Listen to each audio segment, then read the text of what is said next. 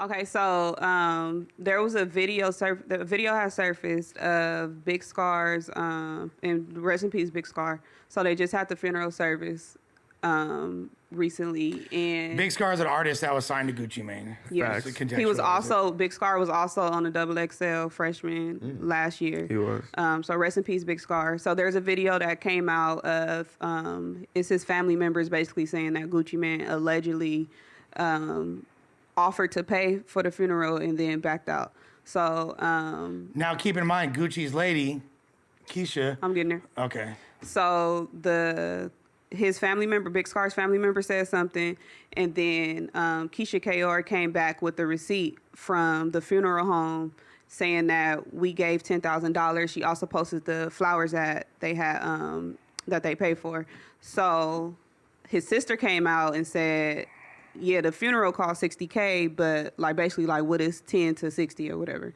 So she made a video, and then his dad also made a video basically saying like Gucci Mane did his job. Shout out to that man. I can't let y'all bash him.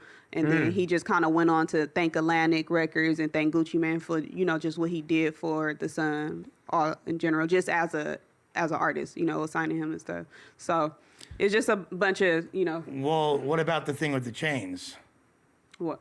Where Gucci Mane saying he want the chains back. Yeah, Gucci Mane asked for his chains back. Right.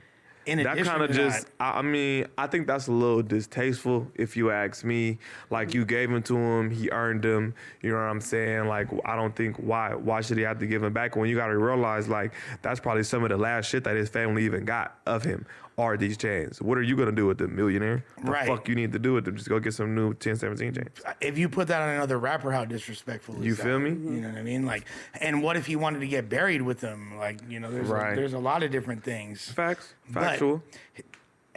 Look, I hate saying anything bad about the Wobster. Man, because Gucci a legend. But look, I mean, I feel like, of course, he don't owe them people nothing.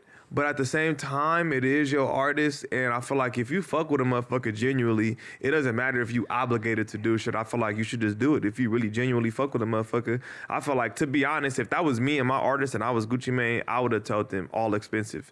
Just whatever that shit is at the end of it, let me know. You would expect that he would do, and that's the thing, knowing Gucci, and granted, he has so many artists, and he pays them so much money, signing bonuses, chains, all that. Maybe just the overhead got so crazy because people don't realize when you're at a certain level of wealth, you have like business advisors, you know what I mean? And they're gonna tell you like, look, you're spending way too much money. You need to cut your overhead down when it comes to these artists. So maybe like at a certain point, they're like, you gotta slash this budget. And but it's impossible for me to think that Gucci is running out of money in any capacity. Right. However, when's the last artist that Gucci broke that was really popping? It's been years. Like Nicki Minaj, nigga, Flocka. That wasn't even Flocka. He didn't break. I'm just saying, Minaj like that had anything to do with her, nigga. Waka Flocka. I mean, Pooh Shiesty.